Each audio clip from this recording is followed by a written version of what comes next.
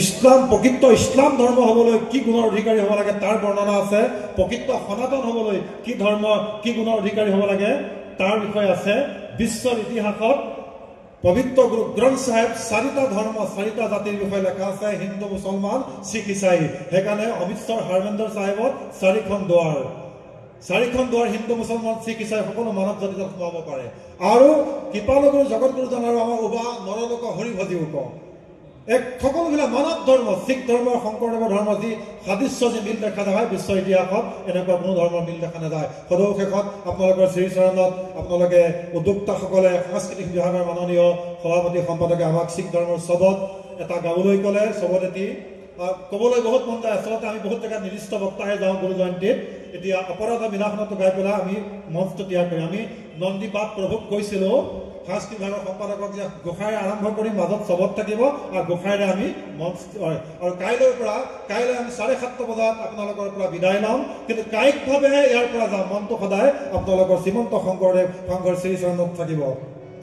অপৰাধ বিনাশন তজুনা নাৰায়ণ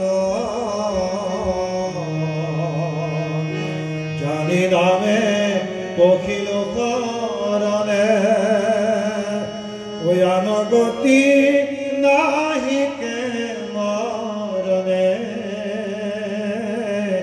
অপরাধ ক্ষমা করি তুমি দয়াশীল হরি মুখ রক্ষা করি ও শরণে রাম মুখ রক্ষা করি ও শরণে।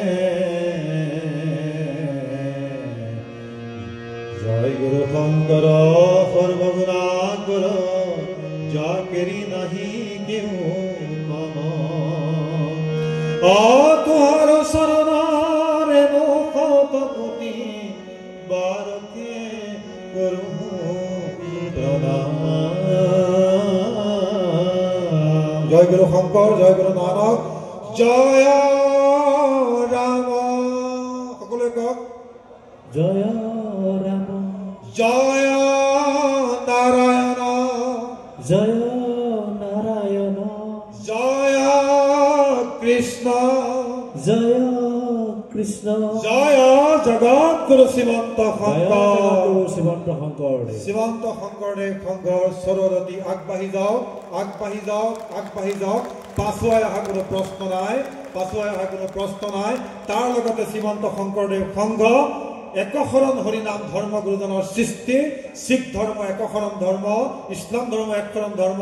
এই ধৰ্মবিলাক বিশেষকৈ শিখ ধৰ্মৰ আমি যেতিয়া ধৰ্মাৱলম্বী লোক আৰু শংকৰদেৱৰ ধৰ্ম একশৰণ হৰিনাম ধৰ্ম সুদূৰ প্ৰসাৰী হওক তাৰ কামনাৰে আপোনালোকৰ শ্ৰীচৰণৰ পৰা কায়িকভাৱে বিদায় লৈছো।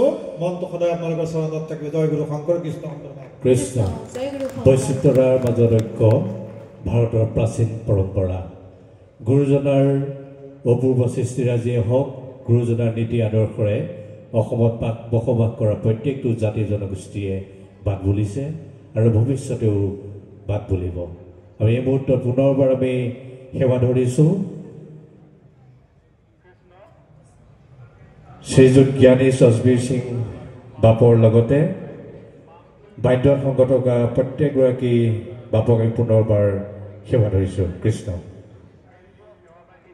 কৃষ্ণ ভোৰতাল